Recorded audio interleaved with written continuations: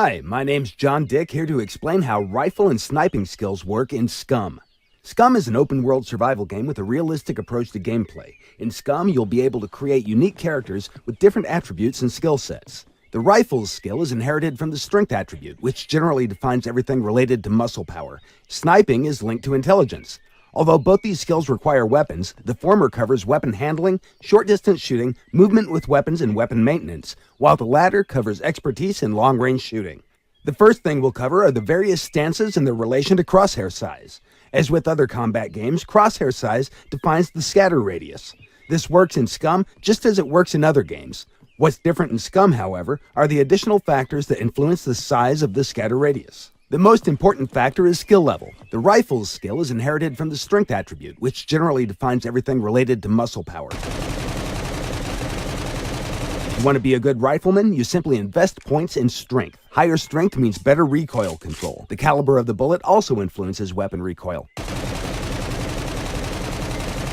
Stamina is another factor. If the characters are exhausted, ill, wounded, or drugged, their ability to handle weapons will be reduced. The amount of stamina, overall body condition, and metabolism processes depend largely on the constitution attribute. This means that even though the rifle skill is linked to the strength attribute, it also depends on other body attributes. After all, human bodies are complex machines. Scatter radius is significantly reduced when the player aims down the sight. Previous factors still apply, but since the player holds the weapon firmly and aims down the sight, the recoil is reduced and shot groupings are tighter.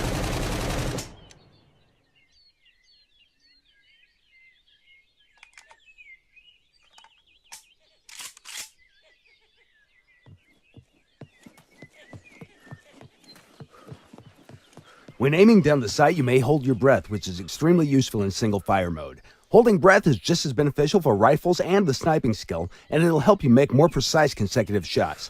While inexperienced characters can place only 1 or 2 bullets in the target, skilled riflemen can hold their breath longer and place up to 10 shots before they lose their breath.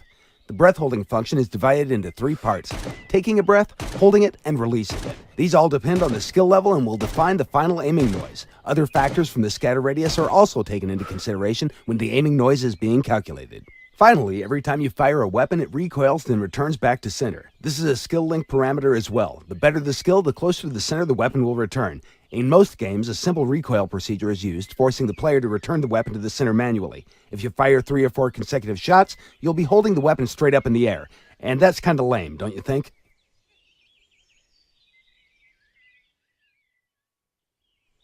In the current scene, you can see 2 different characters with different stats. The character on the left is a slim person with below average strength attribute and maximum dexterity. The character on the right is suffering from accumulated fatigue and disease. Because of this, his strength attribute has been temporarily reduced. His rifle skill has been influenced by a strength drop and thus has been reduced from advanced to basic. This is actually a representation of how metabolism and external factors influence your character in the game.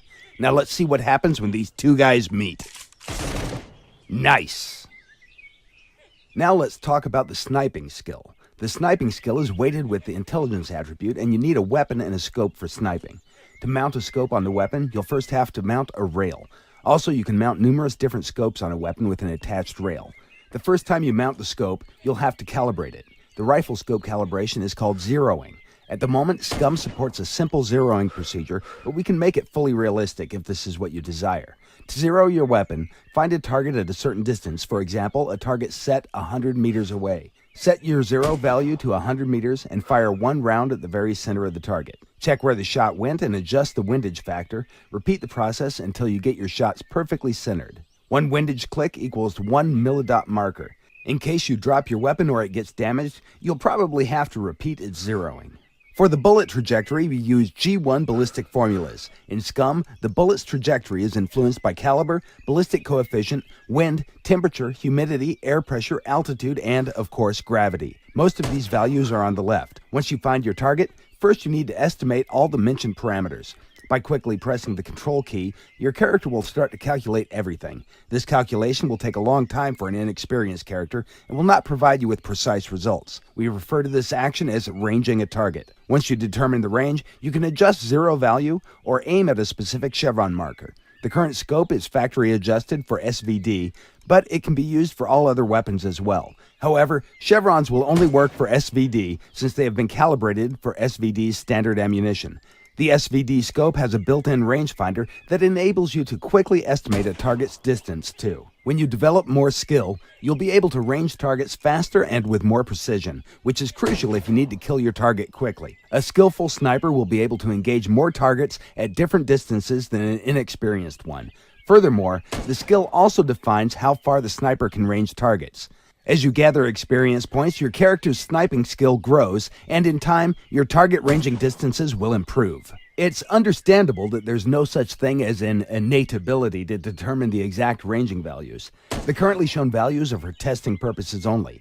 We can replace them with descriptions like low, medium, or high humidity, for example, or leave them as they are depending on what the community wants.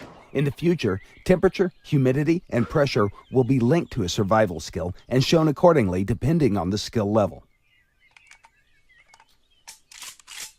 In the current example, the sniper engages multiple moving targets. The first two targets move at a walking pace, the second two move at a jogging speed, and the last one, set 1,000 meters away, moves at an average running speed. Please do notice that the sniper isn't even trying to hold his breath for the first few shots. As it's difficult to range moving targets set more than 600 meters away, it's smart to aim at the bottom of the target or to use a static object near the target to get the reading. A skillful sniper will be able to use mil-dots to hit targets moving at different distances. For the really distant targets, the player can use the windage knob adjustment to set up the aiming at a specific mil-dot. Take your time, breathe, you got this.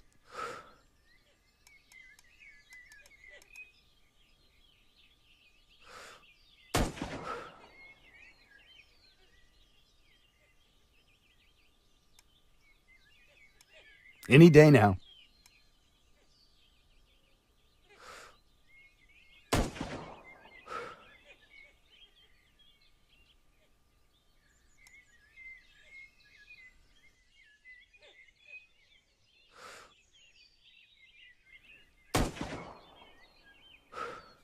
Nice shot.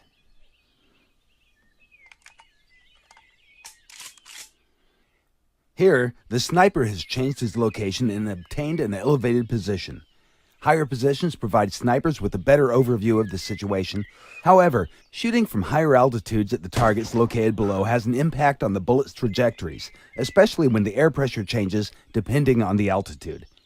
This is mostly noticeable in the case of distant targets. Now let's see what happens when the weather changes. The wind is a powerful force that can change the bullet trajectory easily. Even with targets set 100 meters away, a strong side wind can shift the bullet sideways by 10 to 20 centimeters. If you're not good at locating the north in order to determine the wind direction, then check for obvious signs. Check how the trees are moving, where the leaves are being blown away to, or which direction the rain is falling if it's raining. To shoot targets in strong wind, you'll have to learn how to use the windage knob. A skillful sniper can hit a target with one of the first 3 bullets.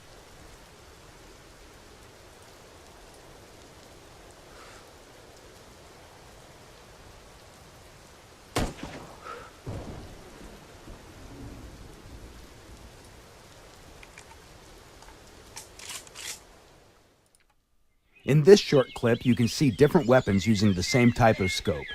Notice how the SVD has a stronger bullet than the AK.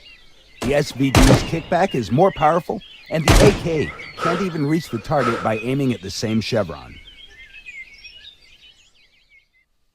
Now, let's see how all this actually works in the game itself.